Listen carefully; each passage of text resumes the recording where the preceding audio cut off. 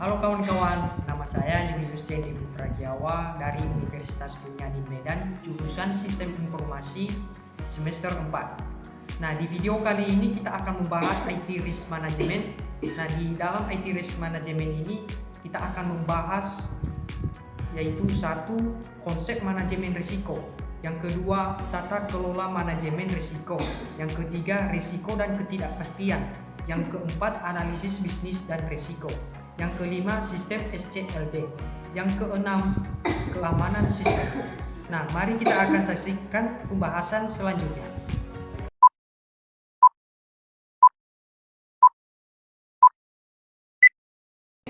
Kita akan masuk pada manajemen risiko, yaitu manajemen risiko adalah proses sistematis untuk mengidentifikasi, menganalisis, dan merespons risiko yang mempengaruhi pencapaian tujuan organisasi. Konsep ini penting di berbagai sektor seperti bisnis, kesehatan, dan keuangan. Dengan manajemen risiko, organisasi dapat mengurangi ketidakpastian dan memanfaatkan peluang yang muncul sekaligus membangun budaya kesadaran risiko yang mendukung keterlanjutan. Masuk kita pada definisi risiko dan manajemen risiko. Nah, risiko ini adalah ketidakpastian yang dapat menghambat pencapaian tujuan organisasi. Risiko bisa berasal dari faktor internal maupun eksternal, seperti kegagalan teknologi, bencana alam, atau perubahan regulasi.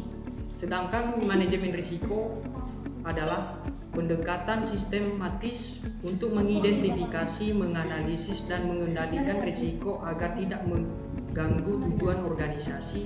Selain mencegah kerugian, manajemen risiko juga mengoptimalkan peluang untuk perkembangan organisasi. Masuk kita pada prinsip dasar manajemen risiko. Nah, di mana prinsip manajemen risiko ini ada beberapa isi, yaitu satu, identifikasi risiko. Yang kedua, penilaian risiko. Yang ketiga, pengendalian risiko. Yang keempat, pemantauan risiko. Nah, di identifikasi risiko ini menemukan semua risiko yang mungkin dihadapi organisasi, berbagai sumber informasi. Yang kedua, penilaian risiko. Nah, di mana penilaian risiko ini menilai kemungkinan dapat risiko untuk menentukan prioritas penanganan. Yang ketiga, pengendalian risiko. Nah, di mana pengendalian risiko ini mengurangi, menghilangkan, atau mentransfer risiko agar tidak mengganggu pencapaian tujuan. Yang keempat, pemantauan risiko. Nah, pemantauan risiko ini evaluasi berkelanjutan, menyesuaikan strategi pengelolaan risiko sesuai perubahan kondisi. Masuk kita pada siklus manajemen risiko. Nah, di mana manajemen risiko ini ada beberapa isi, yaitu satu, identifikasi risiko. Nah, identifikasi risiko ini mengumpulkan pandangan dari berbagai pihak untuk menyimpulkan risiko yang ada. Yang kedua, analisis risiko, menilai beberapa besar kemungkinan dan dampak risiko tersebut. Yang ketiga, evaluasi risiko. Nah, menemukan risiko mana yang harus ditangani terlebih dahulu berdasarkan prioritas. Yang keempat, penanganan risiko. Nah, menerapkan strategi pencegahan, mitigasi, atau transfer risiko. Yang kelima, pemantauan dan tinjauan, memastikan efektivitas strategi dan mengidentifikasi risiko baru secara berkala. Masuk kita pada strategi penanganan risiko. Nah, di mana penanganan risiko ini ada beberapa isi juga ya kawan-kawannya. Menghindari risiko, ya, yaitu menghindari risiko ini menolak aktivitas yang beresiko tinggi untuk mencegah kerugian. Yang kedua, mengurangi risiko, melakukan mitigasi seperti penguatan kontrol internal dan pelatihan karyawan. Nah, yang ketiga itu mentransfer risiko. Nah, di mana mentransfer risiko ini adalah memindahkan risiko ke pihak lain, misalnya melalui asuransi. Yang keempat, menerima risiko, memantau risiko yang dapat ditoleransi tanpa tindakan langsung. Masuk kita pada pernyataan risiko dan contoh nyata. Nah, di mana pernyataan risiko dan contoh nyata ini ada beberapa isi, yaitu definisi sama contoh risiko. Nah, di mana definisinya pernyataan risiko adalah deskripsi singkat yang tentang risiko termasuk kemungkinan dan dampaknya yang membantu pengambilan keputusan dan prioritas pengolahan risiko. Sedangkan contoh risiko itu ada beberapa isi, yaitu serangan siber dengan kemungkinan tinggi dan kerugian finansial hingga 25% pendapatan. Yang kedua, infeksi nosokominal di rumah sakit dengan kemungkinan sedang dan dapat reputasi. Yang ketiga, keterlambatan pengiriman bahan baku dengan kemungkinan tinggi dan kehilangan pendapatan 30%. Lanjut masuk kita pada rencana pengulangan risiko. Nah, di mana pengulangan risiko ini ada beberapa isi juga kawan-kawan, yaitu pencegahan, mitigasi, penanganan darurat. Nah, pencegahan ini langkah untuk menghindari risiko agar tidak terjadi. Yang kedua, mitigasi, upaya mengurangi dampak risiko jika terjadi. Yang ketiga, penanganan darurat, prosedur untuk mengelola dampak risiko yang tidak terduga. Lanjut kita masuk pada contoh implementasi rencana penanggulangan risiko. Kasus kebakaran di pabrik. Pemasangan alat pemadam otomatis sebagai pencegahan, pelatihan evakuasi sebagai mitigasi, dan prosedur tanggapan darurat bila kebakaran terjadi. Oke, masuk kita pada manajemen risiko yang efektif. Nah, di mana manajemen risiko yang efektif ini ada beberapa isi juga, yaitu meningkatkan kinerja, mendukung keberlanjutan, meringankan daya saing. Nah, meningkatkan kinerja ini meminimalkan kerugian dan memaksimalkan peluang untuk pertumbuhan organisasi. Sedangkan mendukung keberlanjutan, membangun budaya kesadaran risiko yang adaptif terhadap perubahan lingkungan. Sedangkan meningkatkan daya saing yaitu memperkuat posisi organisasi di tengah tantangan dan ketidakpastian. So, kita pada kesimpulan, yaitu manajemen risiko adalah proses penting untuk mengidentifikasi, minimal, dan mengendalikan risiko agar tujuan organisasi tercapai dengan aman dan efektif. Prinsip dasar dan siklus manajemen risiko yang tepat serta mempertanyakan dan rencana penanggulangan risiko, meningkatkan ketahanan dan keberlanjutan risiko di tengah ketidakpastian. Masuk kita pada tata kelola risiko teknologi informasi. Risiko teknologi informasi. Definisi kemungkinan kerugian pada aset informasi, keamanan, ketersediaan, kendala. Contoh risiko yaitu gangguan sistem, malware, cyber. Yang kedua, kegagalan hardware atau software. Yang ketiga, human error. Yang keempat, kebocoran data sensitif. Masuk kita pada penyebab risiko teknologi informasi. Nah, di mana penyebab risiko teknologi informasi ada beberapa isi juga, yaitu penyebab utama dan faktor tambahan. Nah, penyebab utama ini yaitu satu, kekurangan kontrol keamanan. Yang kedua, SDM tidak terampil. Yang ketiga, infrastruktur teknologi informasi pusing. Yang keempat, perubahan teknologi tepat. Yang kelima, kebijakan tidak standar. Nah, pada faktor tambahan yaitu kelemahan sistem keamanan. Yang kedua, pemeliharaan sistem kurang. Yang ketiga, ketergantungan pihak ketiga. Lanjut, kelemahan tata kelola teknologi informasi. Nah, di mana kelemahan tata kelola teknologi informasi ada beberapa daftar, yaitu daftar kelemahan.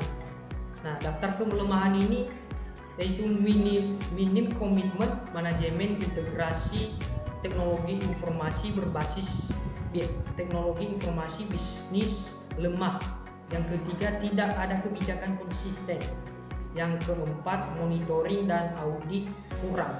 Yang kelima, pelatihan karyawan tidak memadai. Yang kelima, pelatihan karyawan tidak memadai. Oke, masuk kita pada lingkungan peka resiko. Nah, di mana lingkungan peka resiko ada strategi, yaitu pelatihan berkala untuk staf, kesadaran kolektif, tim manajemen risiko teknologi informasi, kebijakan keterbukaan laporan insiden. Lanjut, kemampuan tata kelola teknologi informasi. Nah, ada beberapa langkah-langkah, yaitu identifikasi risiko audit teknologi informasi. Yang kedua, penilaian dan pemantapan risiko. Yang ketiga, pengendalian risiko kebijakan prosedur. Yang keempat, pemantauan berkala. Yang kelima, peningkatan berkelanjutan. Masuk kita pada risiko dan ketidakpastian. Nah, pengertian risiko dan ketidakpastian adalah dikaitkan dengan ketidakpastian, namun risiko tidak selalu sama dengan ketidakpastian.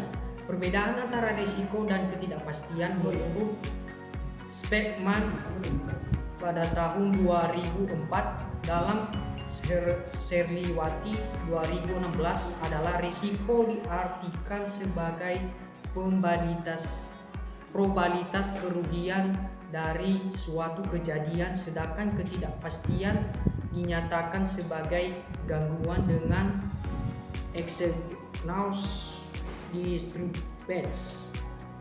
Oke, masuk kita pada contoh risiko. Nah, di mana contoh risiko ini ada beberapa, yaitu serangan siber, kegagalan sistem, kerusakan perangkat keras, kehilangan data, pelanggaran privasi data. Nah, di mana serangan siber ini pelanggaran keamanan seperti peretasan sistem, pencurian data, atau serangan ransomware yang dapat menyebabkan kerugian finansial, kerusakan reputasi, dan gangguan operasional. Sedangkan kegagalan sistem adalah kegagalan perangkat lunak database atau infrastruktur IT lainnya yang dapat mengganggu operasi bisnis dan menyebabkan kehilangan data. Sedangkan kerusakan perangkat keras yaitu kerusakan fisik pada server komputer atau perangkat jaringan yang dapat menyebabkan gangguan layanan dan kehilangan data. Sedangkan kehilangan data adalah kehilangan data penting akibat kesalahan manusia, kerusakan perangkat, atau serangan siber yang dapat menyebabkan finansial dan reputasi. Sedangkan pelanggaran privasi data yaitu pengungkapan data pribadi yang dilindungi oleh regulasi seperti GDPR atau CCPA yang dapat menyebabkan tuntutan hukum dan sanksi. Oke, masuk kita pada ketidakpastian. Nah, fluktuasi harga perangkat teknologi ini adalah perubahan harga perangkat keras, perangkat lunak, atau layanan IT lainnya yang dapat memengaruhi anggaran proyek dan investasi IT. Nah, perubahan regulasi ini adalah perubahan regulasi atau kebijakan pemerintah terkait IT, keamanan data, atau privasi yang dapat memengaruhi cara perusahaan mengoperasikan sistem IT dan melindungi data. Munculnya teknologi baru.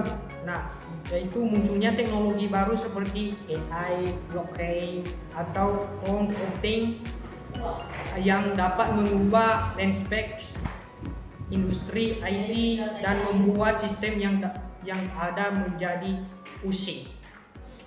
Masuk kita pada kesimpulan, yaitu risiko dan ketidakpastian adalah dua konsep penting dalam manajemen, di mana risiko adalah kemungkinan kerugian akibat suatu kejadian, sedangkan ketidakpastian terkait dengan gangguan yang tidak dapat diprediksi. Manajemen risiko ini adalah proses sistematis untuk mengidentifikasi, menganalisis, dan merespons Risiko dalam suatu organisasi. Proses ini mencakup identifikasi risiko, analisis kemungkinan, dan dapat evaluasi risiko untuk menentukan prioritas. Pengembangan risiko strategi penanganan untuk menghindari risiko serta pemantauan strategi yang diterapkan untuk memastikan efektivitasnya. Oke, masuk kita pada analisis bisnis dan risiko. Masuk kita pada pengertian analisis risiko bisnis.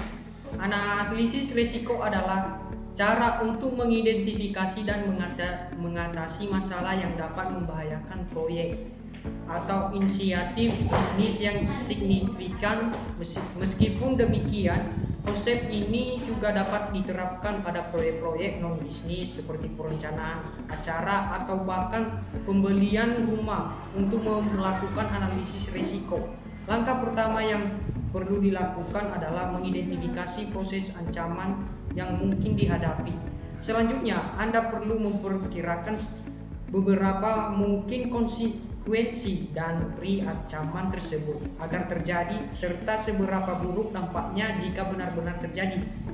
Proses ini bisa menjadi tantangan karena Anda harus mengumpulkan informasi yang sangat detail seperti rencana proyek, data keuangan, protokol keamanan, proyeksi pemasaran, dan data lainnya. Masuk kita pada metode analisis risiko bisnis. Nah, satu, daftar risiko adalah alat penting dalam manajemen proyek. Ini merupakan bagian dari strategi manajemen risiko yang menunjukkan siapa yang bertanggung jawab atas risiko, bagaimana mengurangi risiko tersebut, dan sumber daya apa yang dibutuhkan. Dokumen proyek ini mencantumkan semua detail dan risiko penting yang menunjukkan terjadinya selama fase eksekusi proyek. Nah, yang kedua, analisis sensitivitas digunakan untuk mengukur bagaimana ketidakpastian dalam satu atau lebih variabel input dapat mempengaruhi variabel output. Ini membantu dalam membuat prediksi yang lebih akurat dan merupakan metode analisis risiko yang bersifat kuantitatif. Nah, yang ketiga, evaluasi SWIFT adalah singkatan dari Structured What If Technique. Ini adalah jenis analisis risiko yang digunakan untuk mengidentifikasi risiko yang terkait dengan perubahan dalam rencana proyek. Nah, pengertian SDLC. Nah, SDLC ini atau siklus hidup pengembangan sistem adalah suatu pendekatan sistem untuk membangun perangkat lunak. Ini mencakup serangkaian tahap yang dirancang untuk memandu tim pengembangan melalui proses pembuatan perubahan dan pemeliharaan sistem informasi. Tujuan adalah menghasilkan perangkat lunak berkualitas tinggi sesuai dengan kebutuhan pelanggan atau tujuan proyek. Nah, masuk kita pada fungsi SDLC. Nah, di mana fungsi SDLC ini ada beberapa, yaitu satu, komunikasi tim. Nah, komunikasi tim ini adalah SDLC yang menyediakan platform untuk komunikasi yang efektif antara anggota tim, pemegang, dan pemangku kepentingan. Sedangkan yang kedua, pembagian peran dan tanggung jawab. Setiap tahap dalam SDLC memiliki peran dan tanggung jawab yang jelas. Nah, masuk kita pada tahapan dalam SDLC. Nah, di mana juga ada tahapan dalam SDLC ini, ada juga beberapa jenis, yaitu satu, perencanaan sistem. Nah, tahap ini menekankan pada studi kelayakan pengembangan sistem. Nah, yang kedua, analisis sistem. Pada tahap ini sistem dianalisis untuk memahami bagaimana nantinya akan berjalan studi literatur, brainstorming, tim pengembangan, dan analisis kebutuhan sistem dilakukan di sini. Sedangkan yang ketiga, perancangan sistem. Tahap ini menghasilkan desain sistem dokumen yang merinci komponen yang diperlukan. Nah, yang keempat, implementasi sistem, yaitu tahapan implementasi melibatkan pembuatan database, aplikasi, dan pengujian. Yang kelima, pemeliharaan sistem. Pemeliharaan sistem dilakukan untuk bahwa sistem tetap beroperasi secara benar dan dapat beradaptasi dengan perubahan kebutuhan. Nah, kesimpulannya, System Development Life Cycle SDLC atau dalam bahasa Indonesia disebut siklus hidup pengembangan sistem adalah siklus yang digunakan dalam pembuatan atau pengembangan sistem informasi yang bertujuan untuk menyelesaikan masalah secara efektif. Lanjut, masuk kita pada pembahasan terakhir, yaitu keamanan sistem. Nah, keamanan sistem ini merupakan aspek fundamental dalam dunia teknologi informasi yang dimana dalam era digital saat ini hampir seluruh aspek kehidupan terhubung dengan sistem informasi. Mulai dari sektor pemerintahan, pendidikan, bisnis, hingga kehidupan pribadi. Oleh karena itu, menjaga keamanan sistem menjadi sangat penting untuk menjamin kerahasiaan integrasi dan ketersediaan informasi. Masuk kita pada prinsip keamanan sistem. Nah, prinsip keamanan sistem adalah langkah-langkah dan mekanisme digunakan untuk melindungi sistem informasi dari akses tidak sah, gangguan, atau modifikasi yang tidak diinginkan. Nah, prinsip keamanan sistem. Prinsip keamanan sistem ini terdiri dari, yaitu satu, kerahasiaan. Yang kedua, integritas. Yang ketiga, ketersediaan. Yang keempat, autentikasi. Yang kelima, otoritas. Yang keenam, non-repudiasi. Nah, ancaman-ancaman keamanan sistem.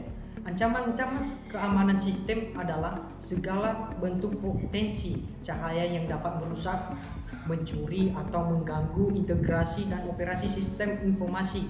Ancaman ini bisa datang dari dalam maupun luar organisasi.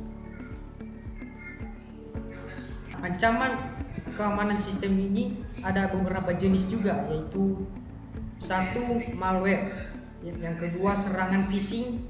Yang ketiga, serangan denial of service. Yang keempat, serangan man-in-the-middle. Yang kelima, SQL injection. Yang keenam, insiden tagging. Oke, masuk kita pada hubungan keamanan sistem dan manajemen risiko. Nah, manajemen risiko adalah proses identifikasi, analisis, dan mitigasi risiko yang dapat menghambat pencapaian tujuan organisasi. Dalam konteks teknologi informasi ini mencakup risiko-risiko yang berkaitan dengan sistem informasi. Proses ini membantu organisasi menghindari atau meminimalisir dampak dari insiden keamanan. Oke, masuk kita pada hubungan keamanan sistem dan manajemen risiko. Nah, keamanan sistem juga dapat membantu mengidentifikasi potensi risiko keamanan, pengembangan kebijakan, dan kontrol keamanan, menerapkan teknologi untuk mitigasi risiko, menyusun rencana respons insiden, in-kind response, dan menyesuaikan kebijakan keamanan dan dinamika ancaman.